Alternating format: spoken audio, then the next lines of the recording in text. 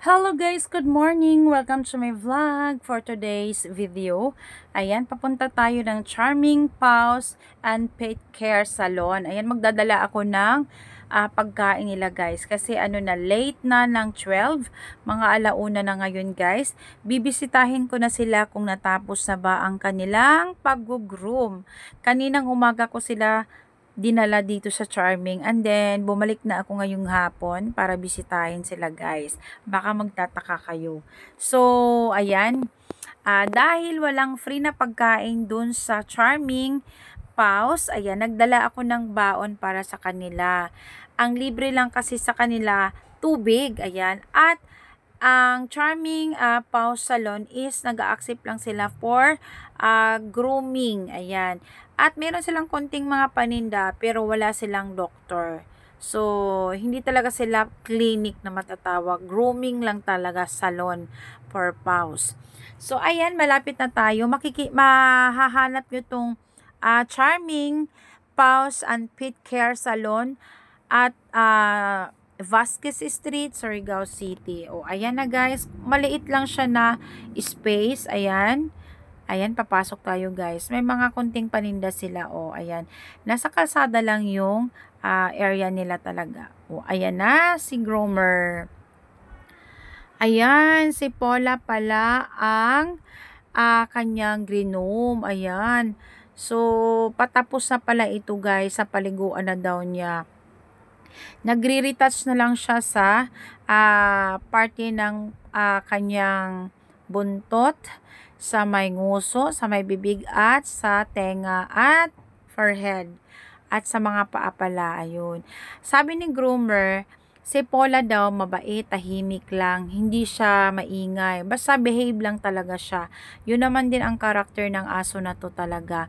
Gumagaya lang siya kapag yung isang aso, sige yun, tumatahol. Kasi siya territorial kasi si gayon yung Maltese Shih Tzu namin na isa na dog. Ayan, siya ang territorial, kaya maano to, kumbaga hyper to pag hindi niya kilala ang tao, tatahulan talaga niya guys. Pero si Paula hindi, mabait. Ginagaya niya lang din si gayon. So sabi ni groomer, yung isang paa daw ni Paula, ayaw daw ibigay. Ayaw pagupitan. Kaya nung dumating ako, ayan, nakatingin pa si Paula. Nag-retouch na siya dito sa baba, sa buhok, sa head, saka sa tenga.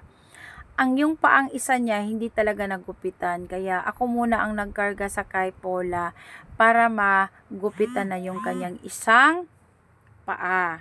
At ayun na, nagpagupit naman siya, hindi niya naman tinatago yung kanyang paa. Kanina daw kasi nakatago yung paa, dinadaganan niya.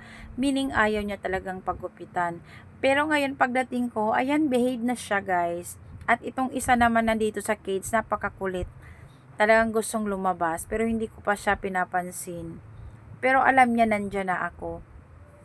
Parang bata din, oh. Alam na alam kung sino yung dumating. So, mas malapit kasi masyado si Giyon kasi katabi namin pagtulog. Si Paula kasi doon sa atin niya, sa aking eldest na anak. So, doon din siya masyadong malapit. So, although alaga ko naman pala silang dalawa eh. Yan. Tingnan nyo guys. Nag-iisa lang si groomer pero mabilis ang kamay. Magaan yung kamay niya guys. Pang-tatlo niya na yan na ginupitan. Alauna pa lang yan guys ha. Imagine nyo, nakatatlo na siya.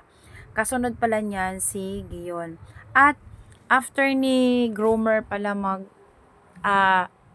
groom, ayan, nagdo-document din siya. Pinipicturean din niya ang mga aso na ginugupitan niya. So siguro for their promotion or sa amo niya, kasi may amo siya guys. Siya, nag-iisa lang siya dito. O look at, ang ganda na ng aming aso. Yan po si Paula. So after that guys, ilalagay balik si Paula doon sa cage na kung saan doon si Giyon. Magpapalitan sila dahil, ayan, next naman si Giyon. Gwapo na ni Paula, ang pula ng lips. Diba? Ang pula ng lips ng aso, meaning healthy talaga ang mga aso ko. Charis! Oo naman. O, diba? So, ayan, next, sige yun na ang ilalagay dyan. Ayan na. Yan po ang hindi pa nagupitan si Giyon. Original pa yan ang buhok niya talaga. Ganyan na po kakapal. Maganda siyang tingnan pero nakakaawa dahil yun nga masakit yung lukot-lukot na buhok sa may likuran niya, sa may balakang. Doon ang maraming lukot, guys. Kaya sa bahay lagi siyang nag-i-scratch at hindi siya mapakali. Kinakagat niya banda doon kasi nga makapal na yung lukot ng buhok at mahaba na rin ang buhok niya.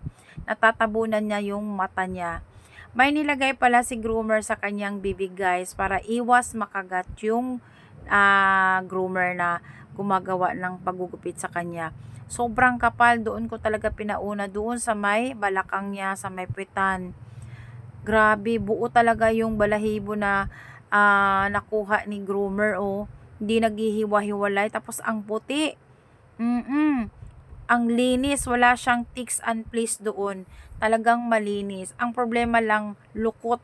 Sobrang kapal ng lukot. At nung matanggal, ito na nga. Sobra namang flawless. Maputi yung kanyang balahibo. Ang gamit niya, guys, is MDC.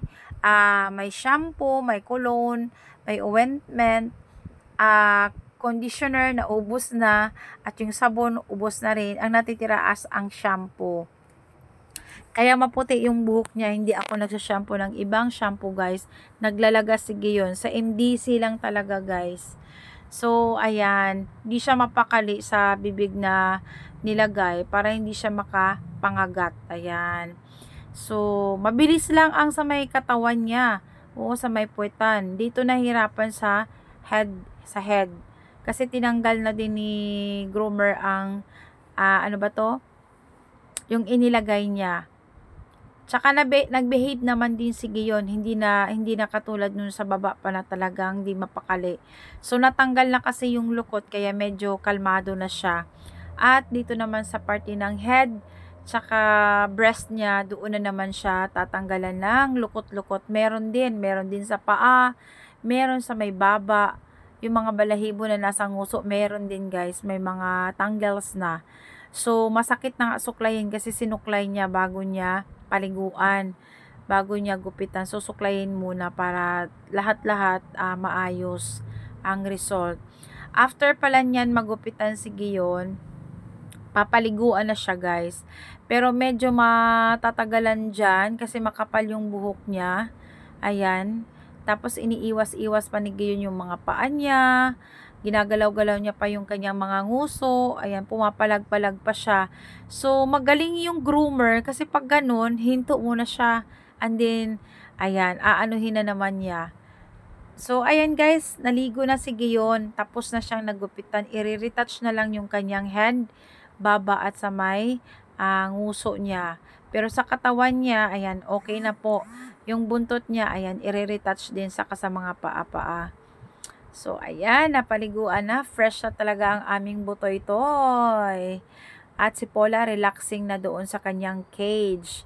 So, mamaya, ayan, dalawa sila ang aking hahawakan. Naku, iniisip ko na paano ko gawin to pag umuwi na kami.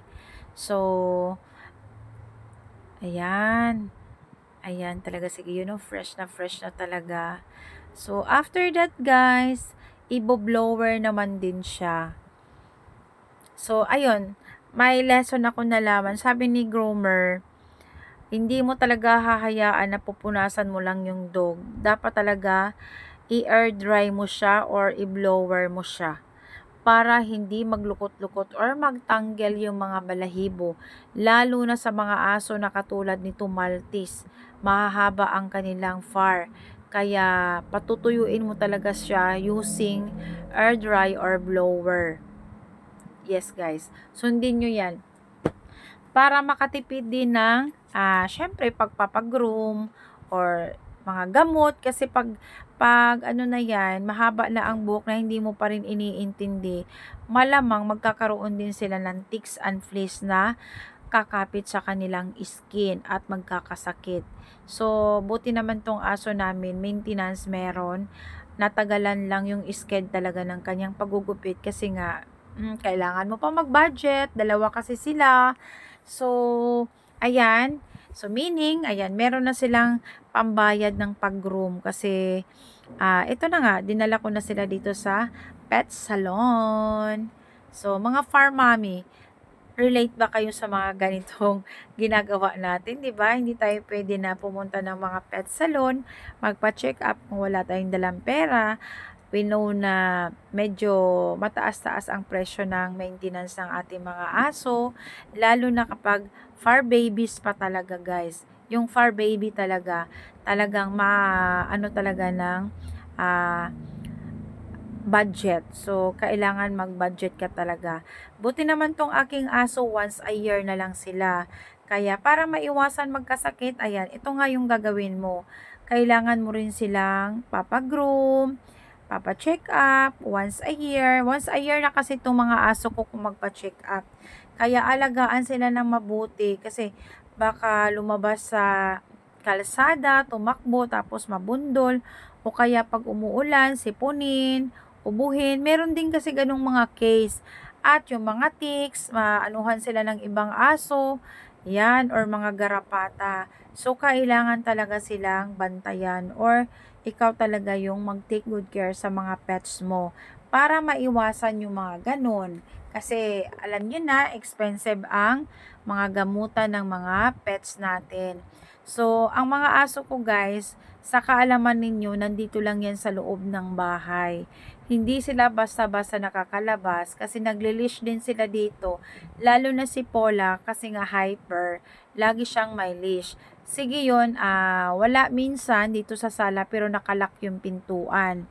And then, kung ilabas ko naman sila kapag maganda yung panahon, hindi masyadong mainit at hindi maulan, doon sila sa cage. Maganda guys yung cage nila. Kung sino yung nakakita sa mga uploads ko, nandun sila sa cage. Pinasadya ko talaga yun na ipagawa guys para sa kanilang dalawa. Pero hindi sila doon natutulog. Kinukuha ko sila paghapon na sa cage. At syempre, hindi pa maganda yung panahon dito sa amin, kaya hindi sila doon nagmi-maintain sa cage nila. So, pag medyo umaraw na, hindi naman din mainit ang araw, doon na yan sila maglalagay sa cage nila. Paggabi lang sila kukuhain kasi hindi sila doon pwede malamok. Saka, syempre maingay, may mga ibang aso na padaan-daan, may mga pusa, kaya dito yan sila sa loob. Paras ngayon, dito lang yan sila sa loob, kaya malabong magkakasakit din kapag nandito ako. Kapag siguro umaalis ako na may nagbubukas ng pintuan, ayan. Kaya sinisigurado ko kapag wala ako sa bahay, nakalis silang dalawa, may pagkain at may tubig na malinis. So, ganyan po kapag nag-aalaga ng mga aso natin, guys. Dapat bago umalis, check muna sila kung okay, kung wala bang poops, yung pagkain nila. Kahit matagalan ka, basta may nilagay kang malinis sa tubig at dog food, okay na yan sa kanila, guys. So, wag nyo lang talagang hahayaan na hindi nyo ilish or ilagay sa cage or makawala sa kalsada dahil mabubundol yan or hindi na makakabalik sa inyo. Marami na ako yan naranasan, guys. Yung mga kilala ko na nakawala yung aso, hindi na kaagad-agad nakabalik.